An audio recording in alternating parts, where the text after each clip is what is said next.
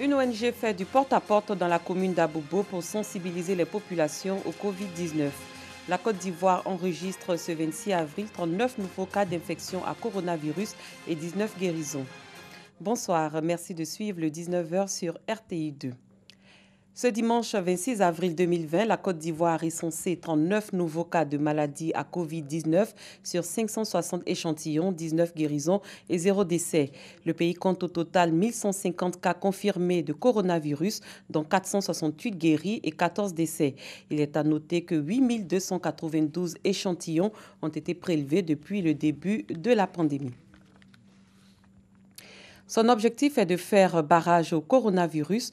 L'ONG SOS Action culturelle et sociale pour la recherche de la paix sensibilise les populations dans le quartier d'Abobo-Bankou. Ses membres font du porte-à-porte pour offrir aux habitants des kits de lavage des mains et de protection. Clément Boko, Pagasorokoni. Du porte-à-porte pour distribuer du matériel de protection, d'hygiène, mais aussi des vivres aux populations d'Abobo-Bankou. Ce geste est de l'ONG SOS Action culturelle et sociale pour la recherche de la paix.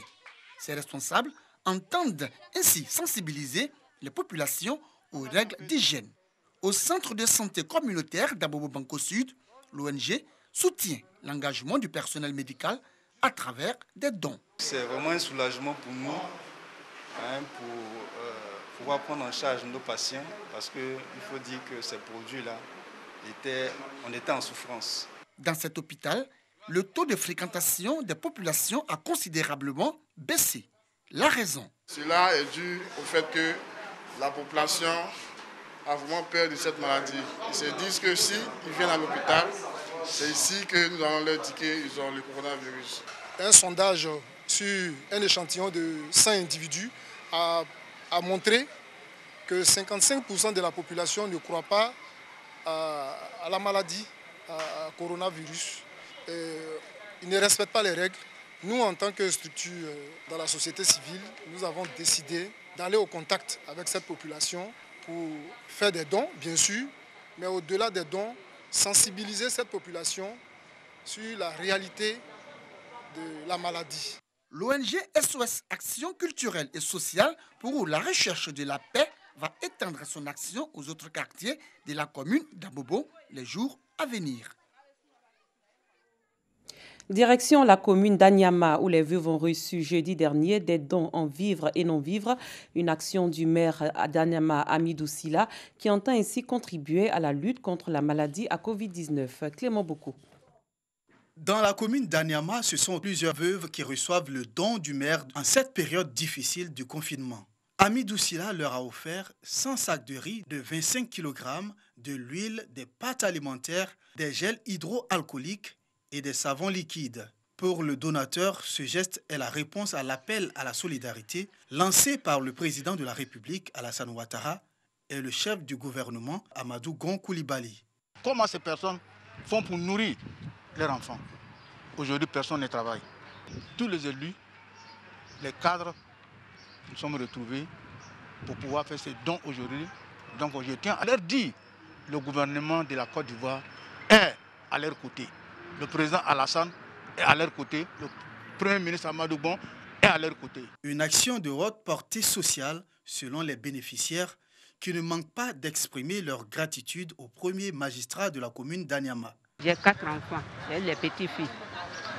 Mais à cause de la situation de coronavirus, là, nous ne pouvons rien faire. On ne peut même pas sortir. Il nous a donné de quoi manger. Vraiment, on le remercie pour ce geste qu'il nous a fait. Le maire Amidou Sila a exhorté les bénéficiaires et les populations d'Anyama au respect des mesures barrières afin de lutter efficacement contre le coronavirus dans leur cité. Les veuves vivent dans des conditions souvent difficiles, avec pour la plupart plusieurs enfants à leur charge. Une situation sociale qui pourrait être aggravée avec le confinement lié au Covid-19. Mettons à présent le cap sur Yopougon, précisément le quartier Jesco.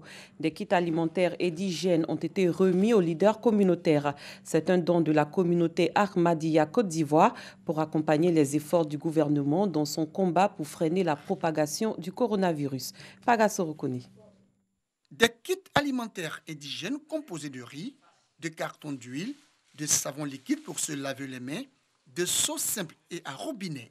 Ce sont entre autres dons distribués aux leaders communautaires du quartier Jesco de Yopougon. Une initiative de la communauté islamique Ahmadiyya. Les responsables de cette communauté en ont profité pour sensibiliser et exhorter les habitants du quartier Jesco de Yopougon au strict respect des mesures barrières pour éviter la propagation de la maladie à coronavirus dans le pays. La mission islamique Ahmadiyya de Jesco nous a habitués à ce genre de gestes. Ça fait 3 ans que la mission islamique assiste de façon physique à la population de Jesco, Pays-Bas. Vraiment, je suis très content. Depuis ce mauvais temps arrivé, vraiment tout le monde souffre. Tout le monde en souffre. Même ceux même qui sont dans la maison des gens ne payent pas, puisqu'on ne les paye pas dans leur société à cause de cette maladie. Donc aujourd'hui, là, ce qu'ils nous ont fait, là, vraiment, c'est le Seigneur qui va les bénir. Le message de la communauté islamique Ahmadiyya, bien perçu par les bénéficiaires qui ont tenu à exprimer toute leur reconnaissance aux donateurs. Avec ces temps de la COVID-19, la mission islamique Ahmadiyya, il l'a organisé pour aider ces quartiers de la Jesco. Et puis la mission islamique Ahmadiyya, il l'encourage aussi pour les autres personnes aussi que dans ces temps difficiles de la COVID-19, qu'eux aussi, ils aident les autres personnes aussi. Membres et responsables de la communauté islamique Ahmadiyya entendent multiplier ces actions de portée sociale dans d'autres communes du district d'Abidjan et villes de l'intérieur. Le ministre de l'Équipement et de l'Entretien routier, Amédée Kwaku, président de l'Association des cadres du Centre pour le développement, et les membres de cette association sillonnent les régions du Go, du Lodjibois et de l'Agnébitiassa. Une tournée pour sensibiliser le peuple baoulé et les communautés sœurs au respect des mesures barrières pour éviter le coronavirus. Ils leur ont également offert plus de 35 tonnes de kits alimentaires et sanitaires. Léon Brou. L'Association des cadres du Centre pour le développement, ACCD, accueillie à Tahabo et Tiassalé par la menace de la pandémie à coronavirus et ses effets collatéraux. Il ne faut pas se leurrer, c'est la réalité, parce que nous apprenons partout les morts et les morts et les morts. Une pandémie qui est en train de décimer le monde entier. Une maladie qui a forcé l'arrêt de la marche du monde entier. Tous nos commerces sont arrêtés. Comment faire pour manger? Surmonter cette psychose et son précurseur, le Covid-19, pour la relance du développement du centre. Sens de la solidarité de l'ACCD au Baoulé de Tahabo, Tiassalé, Iré, Amouekankro, Oumé et Diego Nefla. 10 tonnes de kits sanitaires, essentiellement des dispositifs et solutions de lavage des mains et plus de 25 tonnes de riz. Aussi bénéficiaire de cette assistance de la CCD, autochtone Dida Egban, tuteur de la communauté baoulée des régions du Go et Lodjibois. Le peuple Bata a reçu leurs frères. Et leurs frères ont été élevés, ont réussi dans la vie. Et si une association dans laquelle ils militent fait un clin d'œil à leur tuteur, c'est un acte de reconnaissance qui est grand. Et nous disons merci à M. le ministre. Sa caravane d'assistance également pour la CCD de sensibiliser au respect des mesures barrières au Covid-19. Le mode de transmission et les facteurs aggravant la propagation du coronavirus sont donc expliqués. Un prolongement de l'action gouvernementale pour préserver la santé des populations. Notre président, le ministre Amédée Kwaku, véritablement a battu le rappel donc, de l'ensemble des cadres du centre pour que nous puissions prolonger l'action de l'État. Leur expliquer le bien fondé donc, de toutes les mesures que le président de la République a eu à prendre, en apportant quelques vivres, en apportant des seaux, en apportant du savon, tout ça, pour que nos populations puissent donc prendre au sérieux déjà la maladie, mais aussi pour soutenir l'action de l'État, qui est donc d'aider ces populations-là à pouvoir passer ces moments difficiles. 5. Le nombre de localités que la caravane d'assistance et de sensibilisation de la CCD a visité ce week-end dans 3 régions, Agnébitiassa, Go et Lodjibois. La pandémie du coronavirus a fragilisé l'économie. À Yamoussoukro, c'est le secteur touristique qui est impacté. Les pertes sont énormes. Plus de 5000 personnes sont au chômage. Kader Sogodougou. Hôtel Président Yamoussoukro. En temps normal, le hall de ce réceptif grouillait de monde. Aujourd'hui, tout est fermé. Sur 285 chambres, seulement une quarantaine au bâtiment annexe fonctionne, avec une clientèle qui n'existe pratiquement pas. Toutes ces salles ont fermé.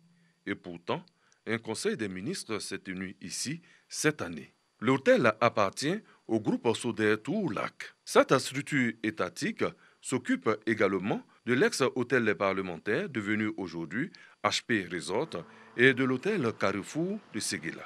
Ces deux hôtels ont mis la clé sous le paillasson. Sur un effectif de 593 salariés, plus de 500 sont aujourd'hui au chômage. Le déficit financier a largement dépassé le milliard. Qui est à la base de ce désastre? Le coupable est tout à fait connu, le Covid-19 ou encore coronavirus. Il rend malade, il tue et à l'évidence, il appauvrit. Nous accumulons des pertes énormes. À fin mai, nous sommes à 1,4 milliard de pertes de chiffre d'affaires, de pertes sèches, donc d'annulation de séminaires prévus depuis de longue date. Face à ce désastre économique, la sonnette d'alarme est tirée. C'est bien, on nous propose ou on nous informe que l'État va nous accompagner en différant les paiements. Nous, sur les 3 prochains mois, avril, mai, juin, nous avons des annulations sèches à hauteur de 1,7 milliard. Je n'ai aucun encaissement, je ne vais enregistrer aucune trésorerie. Donc, même si vous me différez mes paiements, je n'aurai aucune ressource pour pouvoir honorer mes engagements. L'urgence, c'est qu'on définisse à l'entreprise ce à quoi elle a droit. On nous a promis donc des appuis, mais à la date d'aujourd'hui, nous ne savons pas quelles sont les conditions d'éligibilité et quels sont les critères d'éligibilité à ces appuis. Yamoussoukro, véritable destination touristique. Il faut dire que la ville n'a pas d'usine. La force économique reste le tourisme. Les restaurants, un passé glorieux, un présent difficile et un futur plein d'incertitudes. On a investi de l'argent, aujourd'hui on est fermé complètement. Pour l'instant on ne pense même plus business, on pense comment survivre. L'année 2019, on a été reconnu lauréat du prix national d'excellence. C'est pas pour rien. Nous avons travaillé dur pour arriver là. Et voir tout fermé, vous comprenez que souvent on est à la maison, on n'arrive pas à fermer l'œil. Pas du tout. Yamoussoukro, c'est aussi la ville aux 1000 maquis. Avant le Covid-19, la nourriture était disponible 24 heures sur 24. Les affaires tournaient. Aujourd'hui, les mesures barrières ont stoppé toutes les activités. Les tenancières se retrouvent régulièrement pour échanger. Entre difficultés et propositions, on veut garantir la survie du secteur. Nous, à la maison, nos chômages, les filles viennent taper à la porte tous les matins pour nous demander de quoi manger. Il y a la famille. Puis nous sommes des personnes du deuxième âge. On paye tous des médicaments. Parce que les médicaments de tension, diabète, tout ça, on doit acheter. La ministre Maratou connaît de faire quelque chose pour nous. Le tourisme dans la capitale politique connaît une vraie crise économique. Sur place, tous espèrent voir disparaître le virus. Il y va de leur suivi. Pour l'heure, c'est le chômage pour plus de 5000 personnes. Dans la ville de San Pedro, notamment à Touy Village, des jeunes tiennent des séances de sensibilisation en langue locale. Une façon pour eux d'amener les habitants à se familiariser avec les gestes barrières afin d'arrêter la progression de la maladie à Covid-19. Sam Konan. À travers des messages en langue baoulée,